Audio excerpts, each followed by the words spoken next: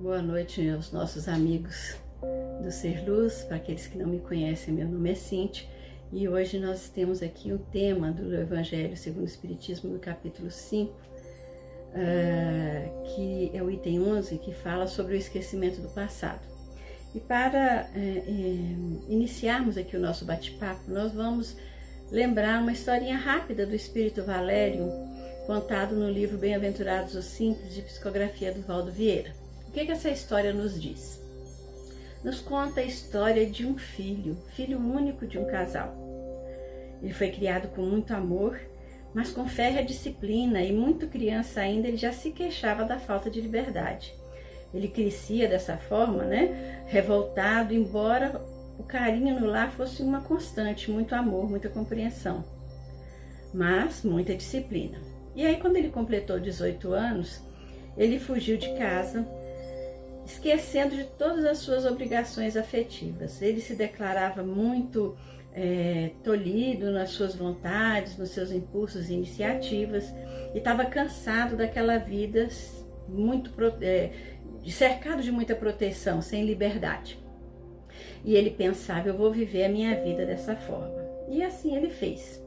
Mudou-se para uma região distante, onde ninguém o conhecia, nem havia ouvido falar de sua família, e até mudou de nome, adotou um nome novo.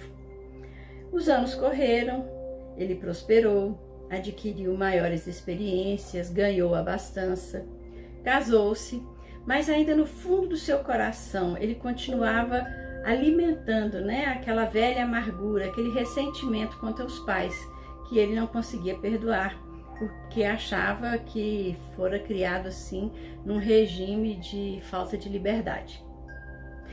E ainda que ele desconhecesse qualquer notícia, aquele sentimento perdurasse. Ele não perguntava onde é que os pais estavam, como é que eles estavam, mas ele se queixava da falta de liberdade. Para a esposa, ele disse que era órfão. Com o tempo, uma filha veio lhe enriquecer a existência. O casal estava feliz, tinha uma filha. Pouco tempo depois, veio um filho também e ele se sentia o homem mais realizado. Fazia tudo em favor desses filhos, amava-os com extremos de adoração. O tempo passou, ele amadureceu, envelheceu e desencarnou. E levou para o além-túmulo, para a vida depois da morte, aquela mágoa calada e profunda lá no seu coração em relação aos pais. Mas ao mesmo tempo, paradoxalmente, abrigando esses dois sentimentos no coração, ele amava os filhos profundamente. Era um amor muito grande. E assim, no plano espiritual, recebido pelos seus mentores, pelos seus anjos protetores, seus espíritos protetores, ele quis saber dos seus pais. Ali ele sentiu necessidade de saber dos seus pais. E foi esclarecido que os seus próprios filhos eram seus pais reencarnados. Logo que ele havia partido, fugido de casa para nunca mais voltar, não mandou mais notícia, eles se deixaram abater por uma dor muito grande e desencarnaram rapidamente os dois. E para reparar aquilo ali, havia sido permitido o seu retorno logo e como filho dos dois. Então, vocês vejam como são os detalhes da vida. Muito bem, essa é a história desse nosso garoto. É uma história que tem muito a nos dizer sobre o nosso tema. E nós procuramos, pelo nosso tempo aqui, um pouco curto, porque a gente não vai se estender muito, e transformar isso em 5 questões. 5 questões que talvez a maioria de nós nos façamos. E que Kardec, no livro que é o Espiritismo, no livro dos Espíritos, no próprio Evangelho, esse do capítulo 5, item 11, e também Leon Denis nos livros Depois da Morte, no Problema do Ser e da Dor, e também Gabriel Delane nos livros Evolução Anímica e a Reencarnação, nos explicam muito bem. Então nós vamos, em 5 questões no nosso tempo aqui, tentar dar uma pincelada no assunto. E as questões são essas que estão aí na tela. Nós vamos tentar rapidamente entender cada uma delas. A primeira pergunta é: se o homem viveu antes, por que ele não se lembra de suas existências anteriores? O esquecimento do passado é uma bênção concedida a nós pelo nosso Criador. assim como quando a gente comete muitos erros na vida, né? São situações que a gente vive que nos incomodam muito, a gente quer apagar aquilo da memória. Inclusive a gente, às vezes, que até alguém chega para conversar com a gente e tenta relembrar fatos acontecidos e diz, não quero falar disso não. Assim também quando a gente renasce, mazelas, dificuldades muito profundas, comprometimentos muito grandes que nós trazemos de outras encarnações, a gente quer esquecer. Então aquele processo de esquecimento é uma bênção que o nosso Pai nos concede para que nós possamos tocar a nossa vida de uma forma mais equilibrada, não é? Imaginemos que nós estamos em relação com outras pessoas da nossa vida que foram companheiros que viveram conosco aquelas situações, ou na posição de credor ou na posição de devedor. Como nós nos colocaríamos diante dessas pessoas? Como seria a nossa reação, não é? Essas ocorrências desagradáveis da nossa vida, elas nos limitam.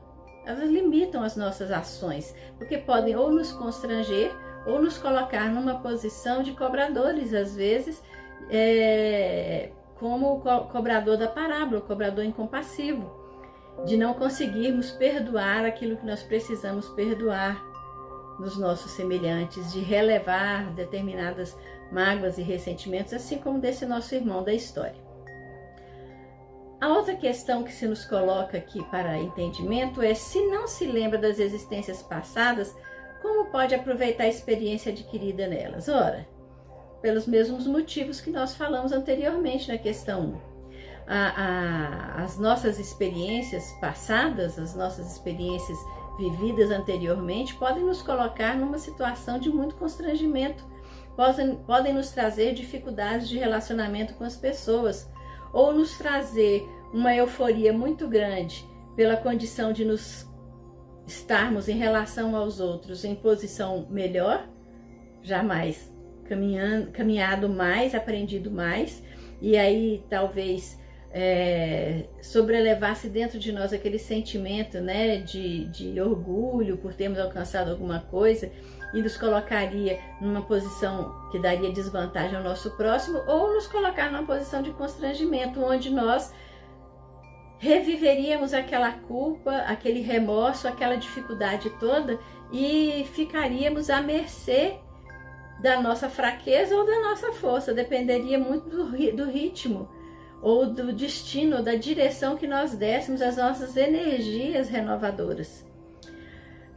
Se a dor fosse muito grande, se a culpa fosse muito grande, se o comprometimento fosse muito grande, talvez nós não conseguíssemos na existência realizar aquilo que precisaria ser realizado em relação àquela pessoa com a qual nós estamos vivendo. Numa terceira questão, nós podemos perguntar: se não recorda o que fez ou o que aprendeu no passado, cada existência não seria para ele qual se fosse a primeira? Não estaria ele desse modo sempre a recomeçar? Ora, como a gente sabe, quando a gente, talvez quando criança não, ou com certeza quando criança não, mas a gente vai crescendo e vai descobrindo dentro de nós mesmos tendências, aptidões que nós não sabemos de onde vieram. Nossos pais a nos educarem, e aqui quem já tem uma família, quem já formou a sua família, já criou a sua família, já teve os seus filhos, sabe muito bem como é isso. Nossos filhos não são iguais. Por mais que nós zelemos e tenhamos cuidado em lhes dar a mesma educação, os mesmos princípios, os mesmos propósitos, as mesmas facilidades ou os mesmos recursos para desenvolver a sua vida, eles não crescem de maneira igual. A natureza nos mostra isso em toda a sua criação. Mas voltemos aos nossos filhos. Há uns que se desenvolvem mais numa área, outros na outra. A gente vê famílias que uns são médicos, outros são professores, outros são engenheiros, outros não querem saber disso. Eles querem estudar porque gostam de mecânica de carro ou de eletricidade. Outros que querem ficar na natureza, querem ser lavradores, né? Querem ser trabalhar com a terra ou criar animais, ou não nasceram para isso e preferem ficar dentro de casa, cuidando das tarefas de casa e dos pais já velhos. São inúmeras as circunstâncias. Há aqueles que se casam e que têm muitos filhos, há outros que se casam e não têm aquela vontade de constituir uma família, que não tem dentro de si mesmo, né, uma vontade de ter filhos e de criar uma prole. E assim são as pessoas diferentes. E de onde a gente traz todos esses sentimentos? Se a gente estivesse começando da primeira vez, todos nós seríamos iguais. Seríamos vasos limpos para que fosse colocado todo o conhecimento. Ao passo que, se estivéssemos recomeçando, como nos ensina a doutrina espírita, que cada encarnação é uma oportunidade da gente aprimorar aquilo que está bom e consertar aquilo que não está, não é? Nós trazemos conosco a nossa bagagem, nós trazemos os recursos morais já adquiridos, nós trazemos o nosso desenvolvimento e os nossos talentos conquistados já em outras etapas que nós já vivemos. Então, aquilo que a gente aprendeu no passado é uma bagagem para nos ajudar no momento presente, no momento atual em que nós estamos vivendo, a resolver os nossos compromissos, a realizar os nossos objetivos da melhor maneira possível. E o que os nossos pais fazem? Nos encaminham, como a gente faz com uma plantinha tenra, que a gente vai podando para que ela cresça reta e seja uma árvore bonita. Eles também vão nos podando aqui e ali, as melhores tendências, os melhores instintos eles vão aprimorando, outros eles vão educando, e assim para que nós sejamos um adulto pleno das suas responsabilidades e possamos cumprir com aqueles objetivos aos quais nós nos propusemos. Seguindo, nós vamos para a próxima pergunta, pergunta número 4. A reminiscência das existências anteriores perturbaria ou melhoraria as relações sociais? Bom, nós já falamos disso aqui nas questões 1 e 2 das nossas relações com as pessoas. Falamos da família, mas ela extrapola, ela vai além. Nós podemos jogar essa experiência para todas as nossas relações. Os nossos amigos no trabalho, na casa espírita, no nosso dia a dia, pessoas que às vezes a gente encontra e tem assim aquela simpatia, não é? Aquela atração, aquela alegria de ver aquela pessoa que talvez nós mal conheçamos, mas muitas vezes também existe aquele sentimento que não é muito bom, que gera uma antipatia e que a gente quer distância daquela pessoa. De onde vêm esses sentimentos? E se nós nos recordássemos o que aconteceu ali? Nós poderíamos criar um obstáculo muito grande ao curso normal das nossas vidas, da presente existência, que tem um planejamento a ser cumprido, planejamento feito por nós mesmos.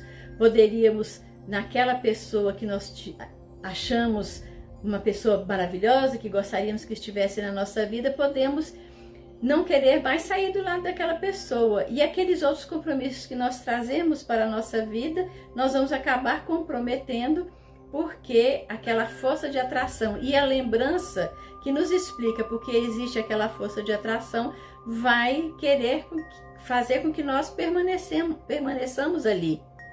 Ao passo que, se a gente lembrasse por que daquela antipatia, imediatamente as reminiscências, os sentimentos menos bons aflorariam na nossa emoção, na nossa psique. E o que aconteceria? Nós perderíamos uma bela oportunidade de realizar ali um processo de reconciliação. Sheila nos fala de uma mensagem chamada Pontos Mortos e nos diz que justamente naquelas situações onde nós encontramos uma dificuldade de convivência, de entendimento, de aproveitamento, é ali que existe um ponto morto que a gente precisa trabalhar para melhorar a nossa energia em relação à pessoa ou à circunstância. Então nós precisamos ficar muito atentos a isso, e mesmo naquelas relações do nosso dia a dia, da nossa família, que são aquelas constantes que nós não podemos nos apartar delas, surgindo entre elas algum sentimento dessa forma, nós vamos começar a fazer dentro de nós um trabalho no sentido de procurarmos o perdão. Vamos procurar coisas que nos incentivem, nos exaltem a boa convivência, ao bom relacionamento. Vamos procurar fazer o exercício de enxergar naquela pessoa alguém que tem as suas riquezas e as suas qualidades, e ao exaltar essas qualidades, começar a ver o valor que a existência daquela pessoa tem na nossa vida. Ao contrário também, aquelas que nos causam muito bem, vamos aproveitar o seu incentivo, que é a nossa estrutura, para que nós vençamos as dificuldades com aqueles com os quais nós antipatizamos.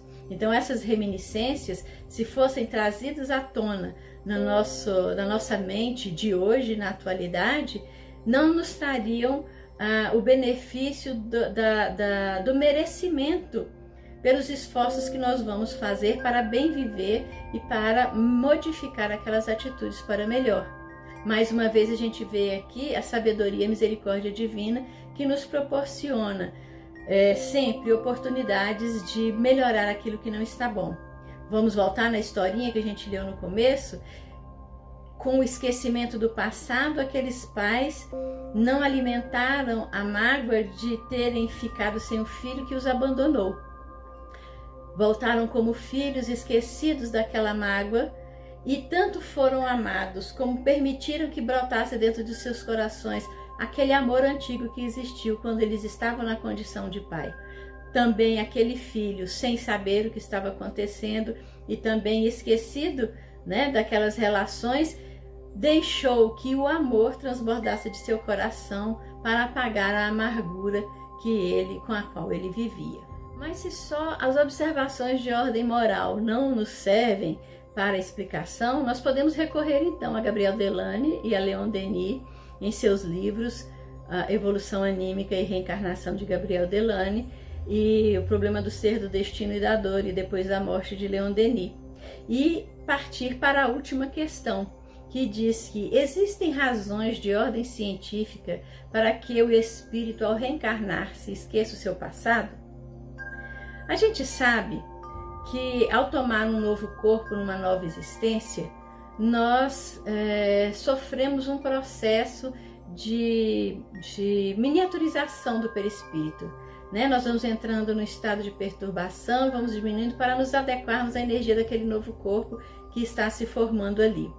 E no livro Evolução Anímica, Delany nos esclarece que o perispírito, ao reencarnar, nesse movimento vibratório de diminuição perispiritual, para se encaixar no novo corpo que vai nascer, o espírito também ele vibra numa energia espiritual menor, que não comporta toda a bagagem, o conteúdo das suas reminiscências. E assim ele se encontra na primeira infância, na fase de estruturação e consolidação da sua encarnação, impossibilitado de ter essas recordações. Existem exceções? Existem sim.